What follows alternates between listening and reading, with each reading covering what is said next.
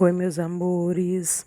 Então, dando continuidade a mais um mês das nossas aulas, a gente vai estudar o capítulo 7, que é falando sobre as ideias fascistas.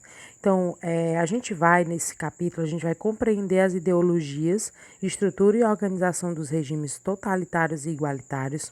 Nós vamos relacionar a crise econômica dos anos de 1930, conhecida como Grande Depressão, com o surgimento dos regimes totalitários.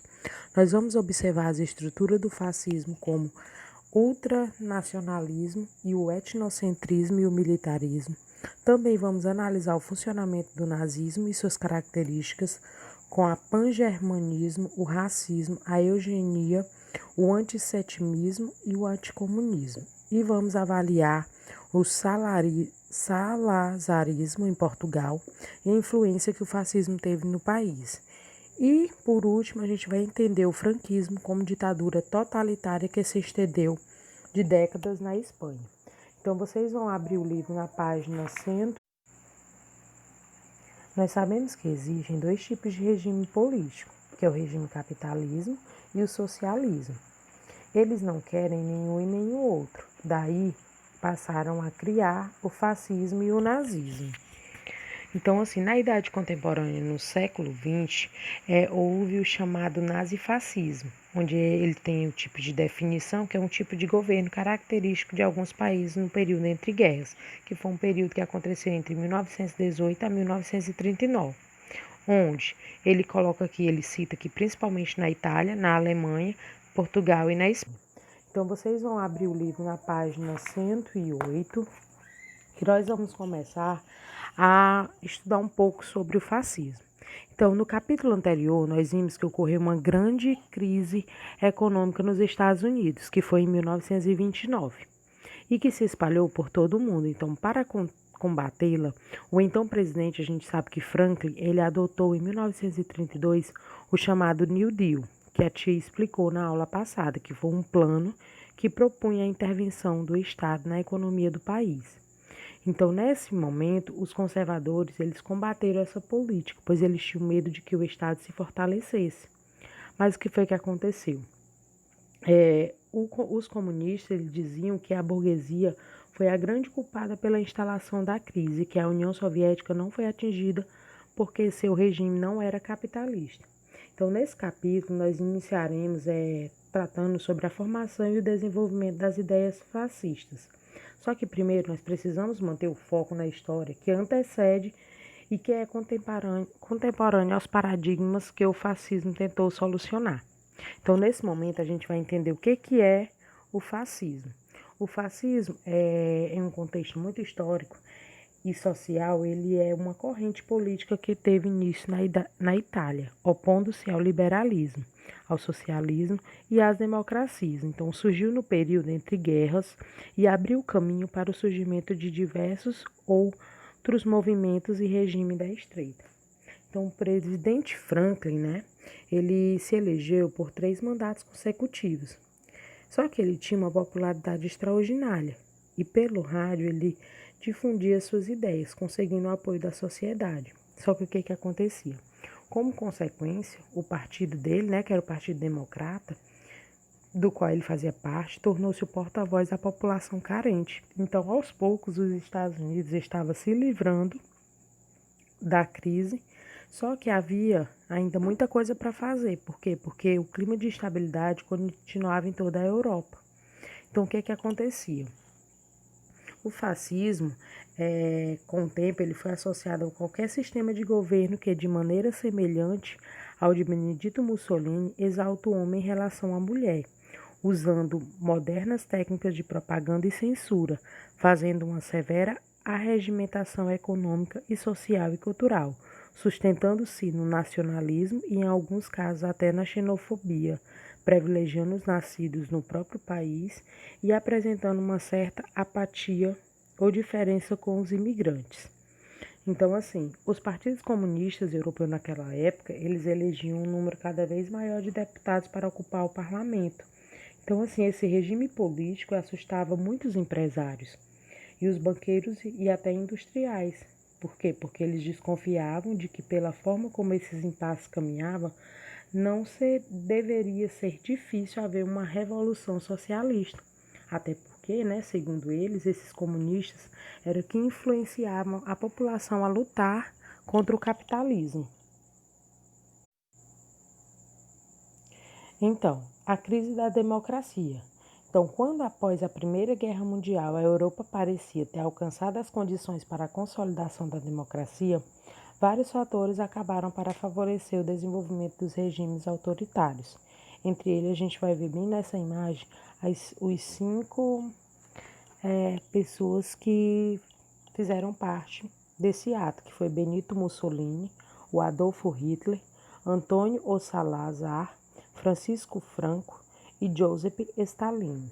Então, dentro desse contexto das crises democráticas, a enorme dificuldade econômica resultante da Primeira Guerra Mundial agravava depois pela Grande Depressão nos anos de 1930. E também o receio do avanço dos movimentos socialistas e comunistas levou vários setores da sociedade a apoiar os partidos de extrema da direita. Então, assim, ao lado de grandes empresários estava a pequena burguesia. E aí, nesse caso, esses grupos eles acreditavam que o seu padrão de vida estava caindo por causa do aumento da inflação e que esta subia devido às greves operárias. Então, o que acontecia? A pequena burguesia e a parte da classe média, eles detestavam a luta dos operários e queriam que existisse um governo que se contivesse e pusesse fim aos sindicatos comunistas. Então, esse receio desses avanços socialistas levou a vários setores da sociedade a apoiar essa extrema direita, principalmente porque, para completar, muitos camponeses e até mesmo operários achavam que somente o governo forte conseguiria dar segurança à população, garantindo a tranquilidade do país. Então, por isso que esses partidos políticos da extrema-direita se fortaleceram em toda a Europa. Aí a gente vê a ascensão do fascismo. Então, assim, as ditaduras da extrema-direita, elas se espalharam por todo o continente europeu, como na Espanha, do general Franco, e Portugal, de Salazar. Então, esses dois países, eles experimentaram as ditaduras mais radicais, que é a Itália e a Alemanha, e seus regimes, respectivamente, tanto o fascismo como o nazismo, levaram as práticas conservadoras ao extremo totalitarismo. Então, assim, o país da Itália, o regime dele era o fascismo, e o da Alemanha era o nazismo. Então, foi essas duas práticas conservadoras que começaram a dar o pontapé inicial para a gente entender o contexto da ditadura no fascismo e essas ideias fascistas.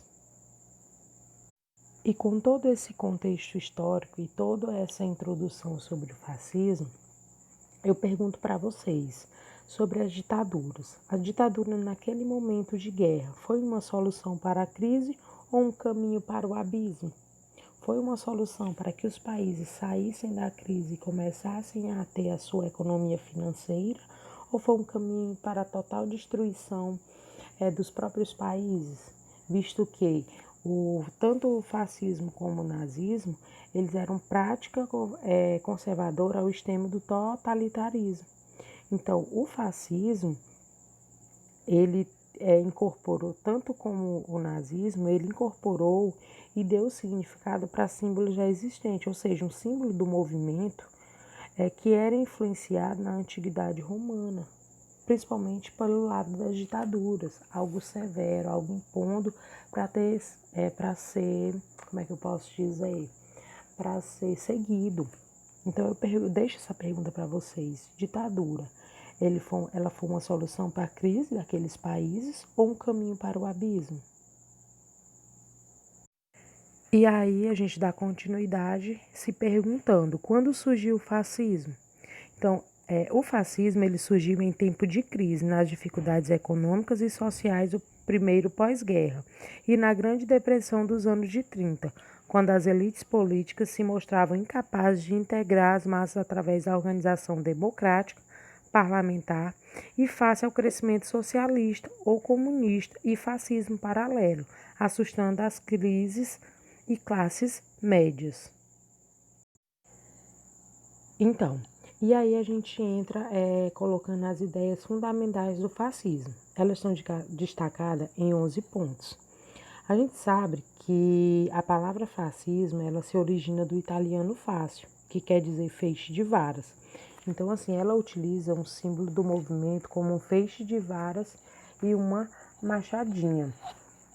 E esse símbolo, ele retratava muito a questão das ordens judiciais. E dentro do movimento fascista, o fácil que ele chamava, ele fazia alusão a uma união e à força. E aí, dessa forma, o feixe representaria o povo italiano e a marchinha faria referência ao líder Mussolini.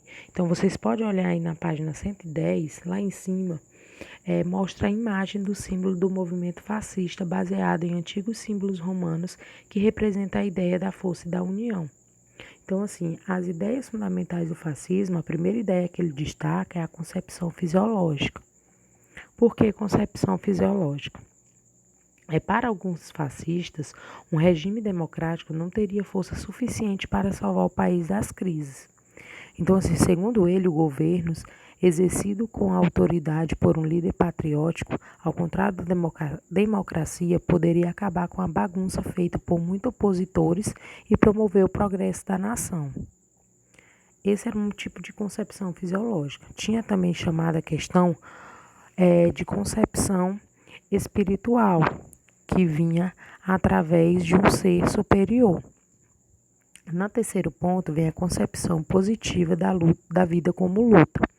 Então, assim, segundo eles, um governo exercido com essa autoridade apresentava-se como revolucionário.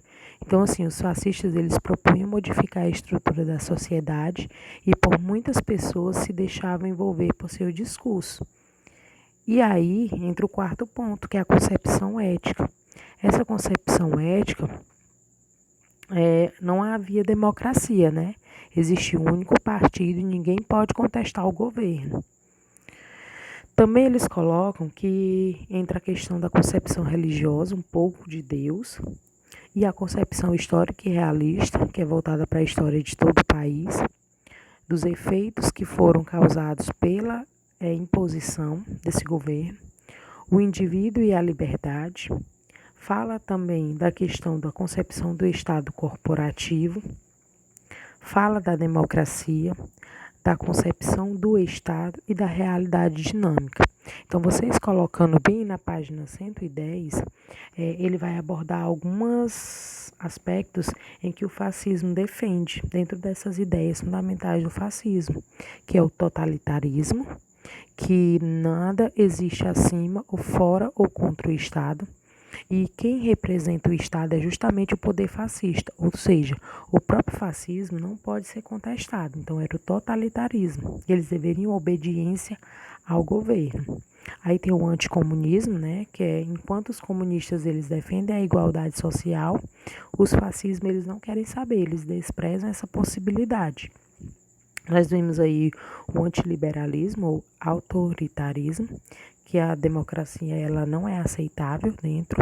O ideal é um regime ditatorial forte e centralizado. Então, o que acontecia? Os fascistas, eles não precisavam de liberdade.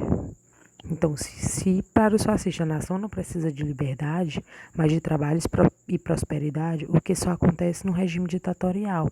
Então, o autoritarismo, ele não queria que a pessoa tivesse liberdade, e sim a autoridade sobre ele.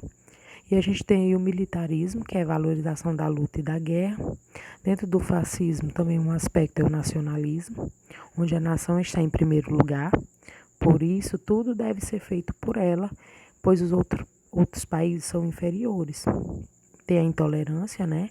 Que é a questão do diferente é sempre prejudicial, como a questão da ideologia de gênero, como a questão religiosa, como a questão social. Então, o que eles colocavam? Que a mulher tem como única função procriar. E também a raça é um elemento fundamental e a raça pura iria dominar o mundo. Então, isso era a intolerância. o último aspecto que ele cita é a adoração ao líder, ou seja, o governante ele é quase um deus. É como a gente colocou bem dentro dessas ideias fundamentais, a concepção religiosa. Então, o governante é quase um deus, infalível e responsável por proteger a nação de todos os males.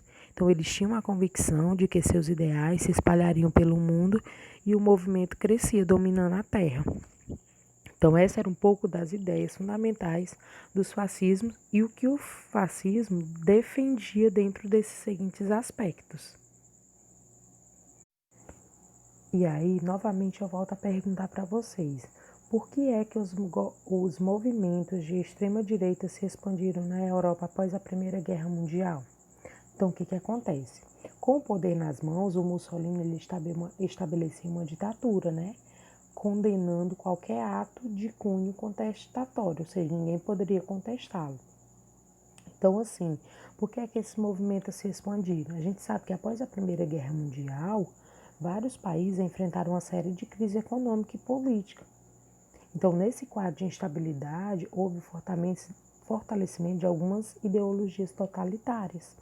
E aí entra a extrema-direita, né, que foi se expandindo. Por quê? Porque a única existência de um único partido capaz de pensar e resolver questões de uma nação estava começando a crescer.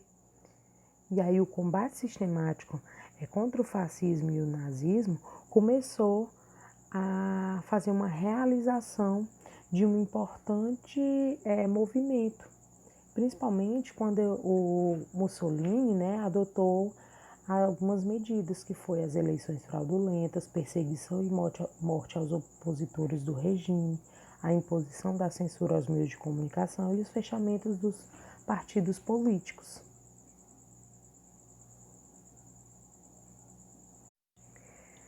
E nesse momento a gente vai estudar um pouco da crise da democracia liberal, que foi o quê?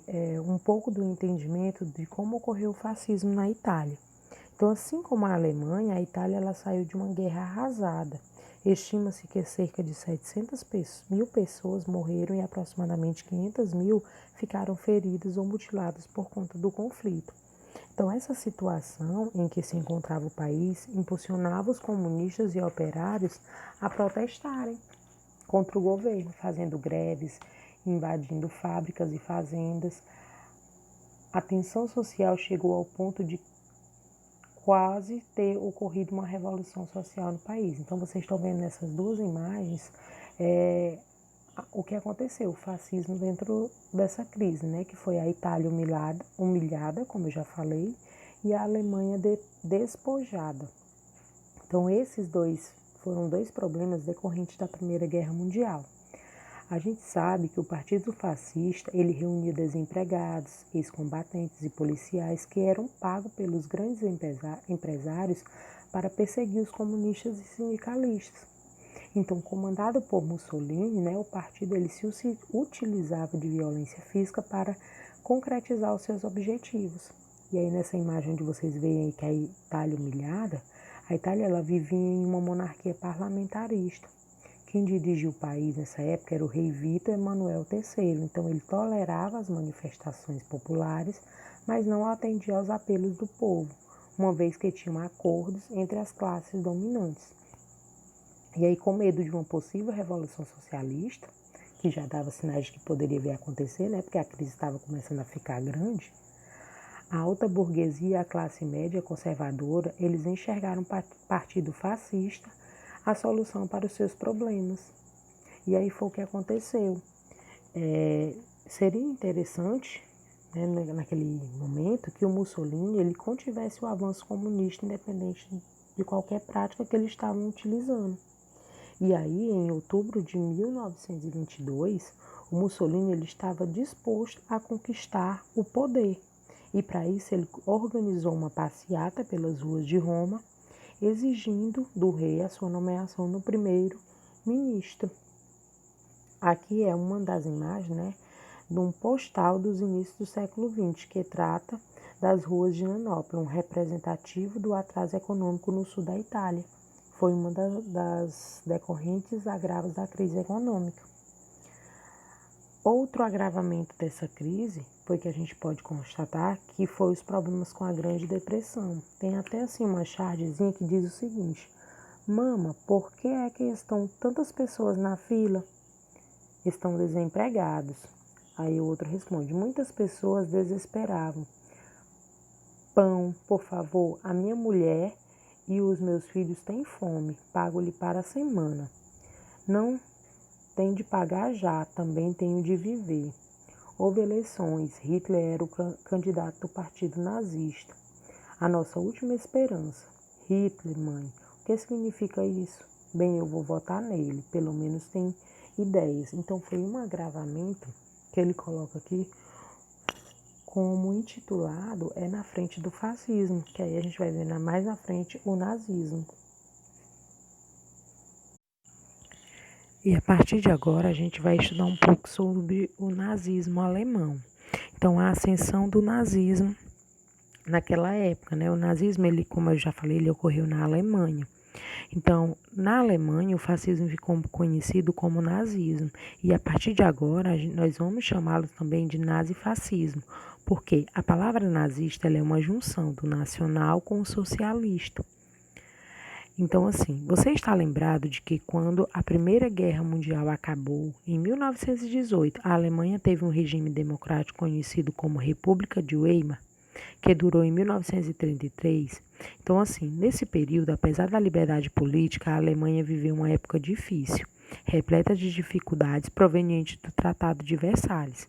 E esse tratado, ele obrigou o país a pagar caro por ter sido considerado culpado direto na Primeira Guerra Mundial. Então, assim, as razões da subida do nazismo ao poder, por que o nazismo chegou a esse ponto? Então, assim, apesar de todo o esforço dos alemães para saírem da crise em que se encontrava, era muito alto o índice de desemprego e de inflação. Então, há registro de que em 1929 o número de desempregados chegava a quase 1,3 milhão de pessoas. Em 1933, saltou para cerca de 6 milhões. Então, quais foram as razões dessa subida no nazismo? As dificuldades da República de Weimar, que foi originada pelo descontentamento com a assinatura do Tratado de Versalhes, os graves problemas econômicos provocados pela destruição de guerra e pelo pagamento de indenização e pela inflação, o aumento da agitação social e a crise de 1929, ao provocar a falência de bancos e de empresas, agravou o desemprego, a miséria e a agitação social. Então, foi essas razões que chegou ao descontentamento geral e conhecimento dos partidos de extrema esquerda e extrema direita. E aí, em 1919, a Alemanha era uma república parlamentarista. E desde essa época, os conservadores acusavam os socialistas democratas de terem traído a nação quando assinaram o Tratado de Versalhes. E aí, foi nesse ano que surgiu o chamado Partido Nacional Socialista dos Trabalhadores Alemães, ou Partido Nazi, dirigido por Hitler, a partir de 1921. Então, na década de 1920, o Partido Nazista ele se tornou bastante influente à medida que crescia a crise econômica na Alemanha. E em 1932 já era o partido que mais tinha representação no parlamento.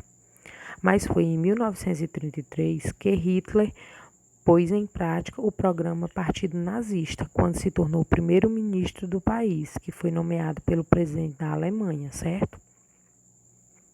Então, entre 1921 e 1932, houve um rápido crescimento desse partido, né? Devido ao apoio financeiro dos grandes industriais, apoio também da propaganda e as manifestações de força das milícias. E em 1932, o Partido Nazista ele foi o partido com mais votos nas eleições. Hitler, em 1933, foi nomeado chanceler. E em 1934, após a morte do presidente da República, que foi von Hindenburg, Hitler acumula os cargos de chanceler e de chefe do Estado. Então, assim, entre outras medidas, o Hitler, após ser nomeado, ele perseguiu os comunistas e todos os opositores do governo. Ele impôs a censura aos meios de comunicação e suspendeu a Constituição de Weimar, né, que declarou a Alemanha como República Democrática Parlamentar. E assim, quando aconteceu tudo isso, após a morte do presidente, Hitler, ele assumiu o governo. E a Alemanha também com os plenos poderes, então não havia espaço nenhum para partido político, exceto o nazista. Então todos juraram obediência a Hitler, passando a chamá-lo de o líder. E para intimidar a população, naquele momento, foi criada uma política chamada Gestapo, onde a rádio e o cinema difundiu as ideias políticas do regime ditatorial.